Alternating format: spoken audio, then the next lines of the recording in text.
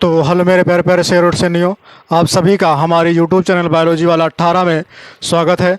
जो आज ये क्लास होने वाली है क्लास 9 वालों के लिए। ये चैप्टर जो होगा आपका, ठीक है, हमने 9वां पढ़ लिया है, 10वां पढ़ 8वां 9वां और 10वां पढ़ लिया है, ठीक है। अब हम लोग पढ़ेंगे 11वां चैप्टर, ठीक है। उसके बीच में एक छोटा सा और चैप्टर दिया है मुक्त वाला, ठीक है, जिसमें आर्किमिडीज का सिद्धांत वगैरह है। तो मैंने आपको शार्ट करके जो है 10वें वाले चैप्टर में पढ़ा दिया था, ठीक है। तो वो चैप्टर हालांकि है नहीं, केवल फालतू का दे दिया गया है, वो एक ही में है, ठीक है। तो 11वां चैप्टर जो आपका है वो है कार्य, ऊर्जा एवं सामर्थ्य, जिसको बोलते हैं वर्क, एनर्जी एंड पावर, ठीक है। ये 11वां चैप्टर है आपका, 10वां आपने पढ़ लिया था, 11वां चैप्टर है।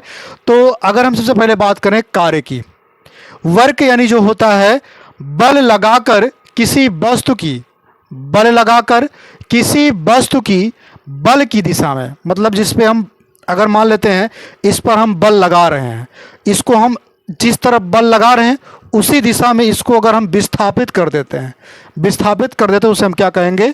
कार्य कहेंगे। समझ में आया? अब उसके बाद कार्य जो होता है अदिश राशि है, इसका एसआई मात्रक क्या होता है? जूल होता है।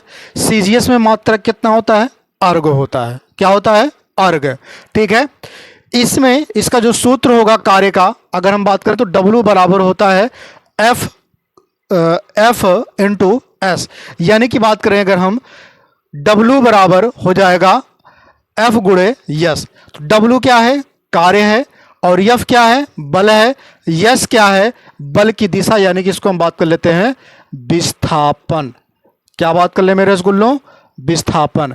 तो यहां से एक सूत्र और बन जाता है, बल तथा विस्थापन के गुणनफल को कार्य कहते हैं। बल तथा विस्थापन के गुणनफल को कार्य कहते हैं। एग्जाम्पल में क्या आ जाएगा? टॉली को खींचना। किसको खींचना? टाली को खींचना, ठीक है। जैसे ट्रैक्टर होता है ना, टाली को खींचता है। और कुएं से जल को निकालना, आप देखे होंगे राहट जो बोलते हैं इसको, राहट, ठीक है। वो कुएं से क्या किया जाता है? जल निकल आता है। या फिर अब तो नहीं होता है, रस्सियों से लोग क्या करते हैं, जो है पानी निकालते हैं कुएं से। उसके बाद साइकिल चलाना, आप सभी लोग साइकिल चलाते ही होंगे, ठीक है। उसके बाद यहां पर समझिएगा कि W बराबर होता है, ठीक है, F गुणे यस, यानी कि अगर हम W का मान 1 जूल ले लें, कार्य बराबर 1 जूल ले लें, और F बराबर 1 न्यूटन ले लें, और यस बराबर हम 1 मीटर ले लें, तब क्या हो जाएगा? तो जूल किसे कहते हैं, इसकी परिभाषा बन जाएगी। यानी कि यदि 1 न्यूटन बल, 1 न्यूटन बल, 1 न्यूटन का बल किसी वस्तु को 1 मीटर विस्थापित कर देता है, कितना? 1 न्यूटन का बल 1 मीटर विस्थापित कर देता है किसी वस्तु को, तो किया गया कार्य 1 जूल कहलाता है। तो यदि आपसे कोई पूछेगा कि 1 जूल किसे कहते हैं, तो ये आप बता सकते हैं। समझ में आया? यानी कि पहला हेडिंग आप ये लगाएंगे, उसके बाद उसी के जस्ट नीचे लिखेंगे राशि, फिर उसी के नीचे लिखेंगे मात्रक इसका, फिर उसी के नीचे लिखेंगे सूत्र, सूत्र के बाद ये सब लिखेंगे, उसके बाद इसकी परिभाषा लिखेंगे, बल तथा विस्थापन के गुणनफल एक और लिख लेंगे, उसका एग्जाम्पल लिखेंगे, एग्जाम्पल के बाद आप क्या लिखेंगे? हेडिंग लगाएंगे वहां जूल, ठीक है। और जूल में लिखेंगे तब W बराबर F गुणे यस, और 1 जूल ले लेंगे इसका, और उसके इसी के नीचे इसको लिखेंगे, इसके नीचे ये परिभाषा इसकी लिखेंगे जो 66 और 99 के अंतर्गत रहेगा, कामा और इनवर्टेड कामा के अंतर्गत रहेगा। उसके बाद जूल और अर्ग में संबंध, ये हेडिंग लगाएंगे, रिलेशन बिटवीन जूल एंड अर्ग, ठीक है। तो 1 जूल बराबर होता है 1 न्यूटन, वही चीज आपने लिखा, और 1 मीटर होता है विस्थापन। अब उसके बाद 1 न्यूटन बराबर होता है 10 की घाते 5 डाइन, कई चुड़ैल भैया? 10 की घाते 5 चुड़ैल, ठीक है। और 1 मीटर बराबर होता है 10 की घाते 2 सेंटीमीटर। जब हम इन दोनों को गुणा करते हैं तो 5 2 7, तो 7 हो जाता है, 10 की घाते कितना हो जाएगा? 7। इसी को बोलते हैं 1 जूल बराबर 10 की घाते 7 अर्ग होता है। 1 जूल बराबर कितना होता है? 10 की घाते 7 अर्ग होता है। उसके बाद आप हेडिंग लगाएंगे वस्तु किसी अन्य दिशा में जाती है। मतलब अगर हम बल लगाते हैं तो वस्तु किसी और दिशा में जाए, तब उस कंडीशन में क्या होता है आप देखते होंगे। अगर हम यहाँ खड़े होकर के रस्सी से किसी वस्तु को खींचते हैं तो यहाँ से एक कोण बनेगा, तो जो एक कोण बन रहा है उसको थीटा बोलेंगे। तो यह बराबर तुम्हारा क्या हो जाएगा, कॉस थीटा। और जहाँ पे वस्तु है जब उसको हम खींचेंगे तो खींच करके वस्तु यहाँ पर आ जाएगा।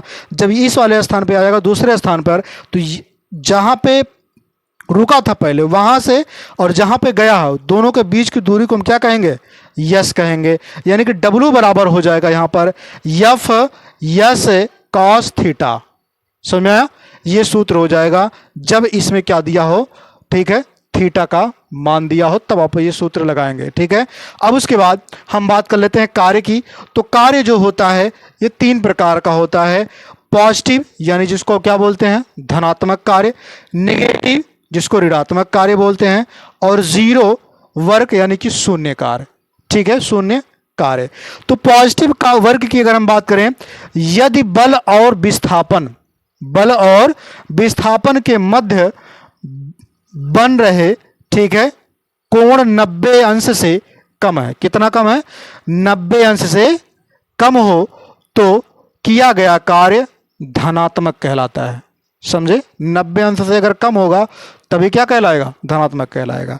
अब क्या होगा, यदि बल और विस्थापन के मध्य बन रहे कोण 90 अंश से अधिक हो। कितना, 90 अंश से अधिक हो, यानी कि थीटा, ठीक है, इस ग्रेटर देन कितना होगा तुम्हारा 90, तो किया गया जो कार्य होगा वो क्या होगा, ऋणात्मक होगा। क्या होगा, ऋणात्मक होगा। उसके बाद जीरो की अगर हम बात करें, जब बल तथा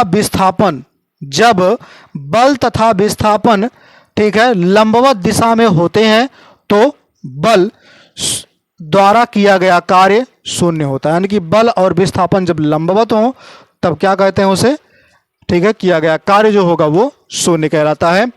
अगली हेडिंग जो आप लगाएंगे वो होगा आपका एनर्जी। क्या होगा, एनर्जी। ठीक है, अगली हेडिंग हो जाएगी आपकी एनर्जी, जिसको हम बोलते हैं ऊर्जा। क्या बोलते हैं, ऊर्जा। तो ऊर्जा की परिभाषा आप लोग 8 में भी पढ़े होंगे। ठीक है, तो यहां पर भी फिर से पढ़ते हैं, लेकिन एनर्जी को हमको थोड़ा इसमें डिटेल में पढ़ना है।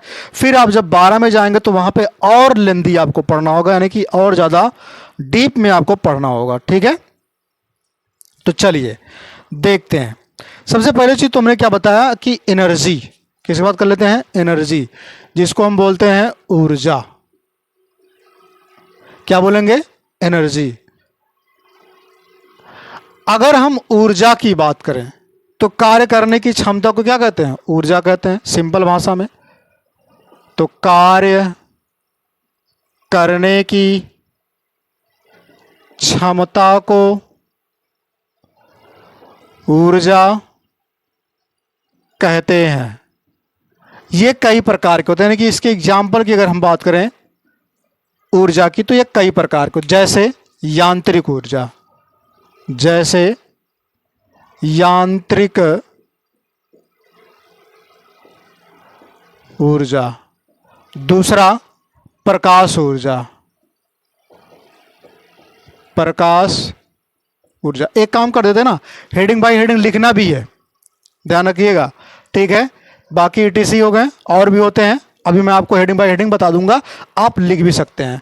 इसका जो मात्रक होता है, यानी कि यूनिट ऑफ एनर्जी, तो एनर्जी का जो मात्रक होता है ध्यान रखिएगा वो जूल भी होता है।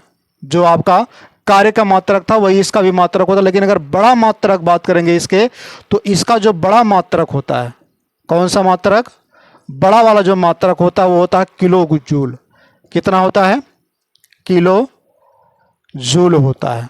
ठीक है, और 1 किलो जूल बराबर होता है, 1 किलो जूल बराबर होता है 1000 जूल, 1000 जूल होता है। ठीक है, अब हेडिंग आप लगाएंगे यहीं पर ऊर्जा के रूप, ऊर्जा के रूप, फॉर्म ऑफ एनर्जी, ऊर्जा के रूप। अगर हम ऊर्जा के रूप की बात करें तो इसमें कम से कम 10 ऊर्जा आएंगे। तो मैं आपको, ठीक है, केवल हेडिंग बाय हेडिंग यहां पे बता दे रहा हूं, उसको मैं बता दूंगा, आप उसको लिख लीजिएगा। ठीक है, दसों के नाम मैं आपको यहां पर लिख दे रहा हूं। ठीक है, 10 जितने नाम हैं सारे के सारे मैं आपको यहां पर लिख दे रहा हूं। सबसे पहला जो आएगा,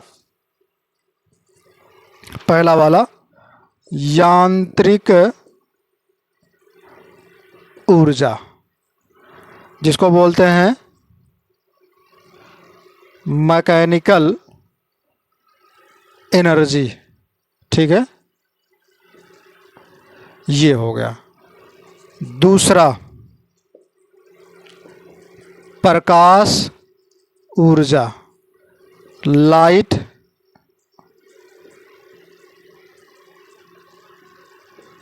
एनर्जी।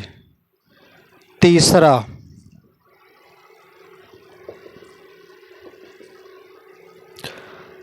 ध्वनि ऊर्जा, साउंड एनर्जी। चौथा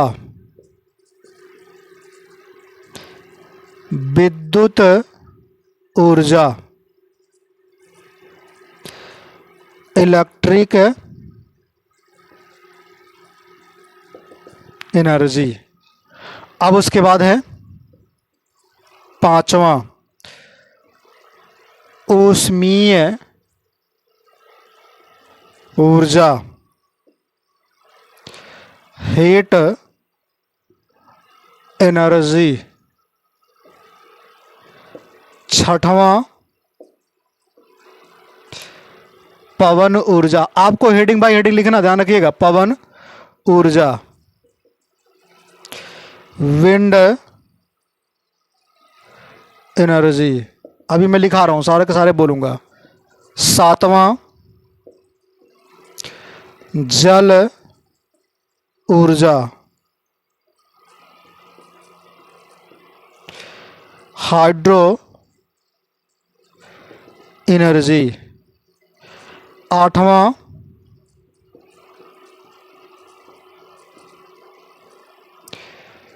रासायनिक ऊर्जा,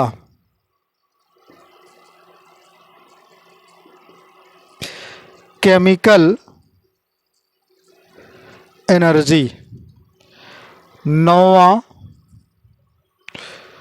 जैव ऊर्जा, जिसको बोलते हैं बायो मास एनर्जी। ठीक। 10वां सौर ऊर्जा, सोलर एनर्जी। अब देखिए ध्यान से, ये टोटली मैंने आपको बताएं इसके, ठीक है, प्रकार, एक प्रकार समझ लीजिए। ठीक है, ऊर्जा के प्रकार। सबसे पहला आप हेडिंग लगाएंगे यांत्रिक ऊर्जा, ठीक है, मैकेनिकल एनर्जी। लिखेंगे इसमें गतिज ऊर्जा और स्थित ऊर्जा, गतिज ऊर्जा और स्थित ऊर्जा के योग को यांत्रिक ऊर्जा कहते हैं। ठीक है, यांत्रिक ऊर्जा के बारे में हमें और पढ़ना है, केवल अभी परिभाषा समझिए। ठीक है, एग्जाम्पल में आप क्या लिखेंगे, लिखेंगे गिरता हुआ पत्थर, ऊपर से गिरता हुआ पत्थर, जो देखते नहीं बारिश जब होती है तो पत्थर गिरता है, तो पत्थरा गिरत रहा भैया। ठीक है, और क्या है, खींचा हुआ तीर, जो आप खींचते हो, ऐसे खींचते हो तो छोड़ते हो तो कुछ दूरी पे क्या होती है, तीर गिरती है, वही चीज। अब अगला हेडिंग है प्रकाश ऊर्जा, लाइट एनर्जी। ये हेडिंग लिखिएगा, लाइट एनर्जी। जिस ऊर्जा के कारण हमें वस्तुएं स्पष्ट रूप से दिखाई देती हैं, जिस ऊर्जा के कारण हमें वस्तुएं स्पष्ट रूप से दिखाई देती हैं, प्रकाश ऊर्जा कहते हैं। एग्जाम्पल में आप क्या लिखेंगे, ठीक है, विद्युत बल्ब, मोमबत्ती, ठीक है, आदि चीजें, इनसे हमें क्या दिखाई देते हैं, वस्तुएं अच्छी तरीके से दिखाई देती हैं। अगला हेडिंग आप लगाएंगे ध्वनि ऊर्जा, यानी कि तीसरा हेडिंग होगा ध्वनि ऊर्जा, साउंड एनर्जी। ध्वनि ऊर्जा की बात करें अगर हम, वह ऊर्जा, ठीक है, जिस ऊर्जा के कारण हमें सुनने में, ठीक है, सुनने का आभास होता है, जिस ऊर्जा के कारण हमें सुनने का आभास होता है उसे हम ध्वनि कहते हैं, ठीक है, ध्वनि ऊर्जा कहते हैं। जैसे साउंड स्पीकर या फिर जिसको बोलते हैं लाउड स्पीकर के द्वारा, ठीक है, लाउड स्पीकर की ऊर्जा। उसके बाद अगला हेडिंग है चौथा, विद्युत ऊर्जा, ठीक है, इलेक्ट्रिक एनर्जी हेडिंग है। और इसमें लिखेंगे आप, वह ऊर्जा जो विद्युत धारा द्वारा संचलित होती है, ठीक है, विद्युत ऊर्जा कहलाती है। जैसे एग्जाम्पल में लिखेंगे विद्युत मोटर, विद्युत बल्ब, ठीक है, विद्युत मोटर और विद्युत बल्ब। अगला हेडिंग होगा आपका पांचवा, ऊष्मीय ऊर्जा, हीट एनर्जी। ऊष्मीय ऊर्जा आप हेडिंग डालेंगे और लिखेंगे आप, जिस ऊर्जा के कारण हमें किसी वस्तु को गर्म या फिर गर्माहट होने का आभास होता है, जिस ऊर्जा के कारण हमें किसी वस्तु को गर्म होने का आभास होता है उसे हम लोग क्या कहते हैं, ऊष्मीय ऊर्जा कहते हैं। जैसे भाप की ऊर्जा या फिर भाप की इंजन वाली जो बनाया गया था, जेम्स वाट ने जो बनाया था, ठीक है। अब उसके बाद अगला हेडिंग होगा पवन ऊर्जा। क्या बनाया था? पवन ऊर्जा, विंड एनर्जी, ठीक है, पवन ऊर्जा। पवन ऊर्जा में आप लिखेंगे तेज गति से बहती वायु में गतिज ऊर्जा होती है, वायु की यही ऊर्जा, ठीक है, पवन ऊर्जा कहलाती है। जिस तरीके से आप पवन चक्की देखे होंगे, जो बड़ी बड़ी पंखे लगी होती हैं, ऐसे करके वो चलती रहती हैं, उससे हमको एनर्जी मिलती है, करंट भी उससे हम पैदा कर सकते हैं, ठीक है। तो इसके एग्जाम्पल में लिख लेंगे पवन चक्कियों को चलाना और जल पंप को भी चलाना। अगला 7वां हेडिंग होगा जल ऊष्मा, जिसको बोलते हैं हाइड्रो एनर्जी। जल ऊष्मा में आप लिखेंगे कि बहते जल से प्राप्त ऊर्जा को जल ऊर्जा कहते हैं। आप देखे होंगे जो लाइट आती है एनटीपीसी से, ठीक है, वहां पर जो है जल को बड़े बड़े टरबाइनों पर गिराया जाता है और वो टरबाइन जब घूमता है तो हमको उससे एनर्जी मिलती है, ठीक है। एग्जाम्पल के तौर पे आप लिख सकते हैं, क्या लिखेंगे? विद्युत धारा जनित्र, जनरेटर आप बोलते हैं, ठीक है।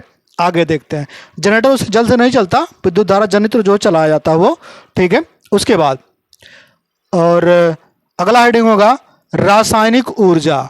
रासायनिक ऊर्जा केमिकल, ठीक है, एनर्जी। रासायनिक ऊर्जा की अगर हम बात करें, किसी पदार्थ में उसके परमाणुओं के रासायनिक बंध, किसी पदार्थ में उसके परमाणुओं के रासायनिक बंध के कारण जो ऊर्जा निहित होती है उसी को हम क्या बोलते हैं? रासायनिक ऊर्जा बोलते हैं। जैसे एग्जाम्पल में, ठीक है, एग्जाम्पल हो जाएगा लकड़ी, कोयला और पेट्रोलियम। ये जब जलते हैं तब भी इनसे ऊष्मा मिलती है, और जब ये गल जाते हैं, सड़ गल जाते हैं, तो इनसे हमको पेट्रोल वगैरह मिलता है, समझे।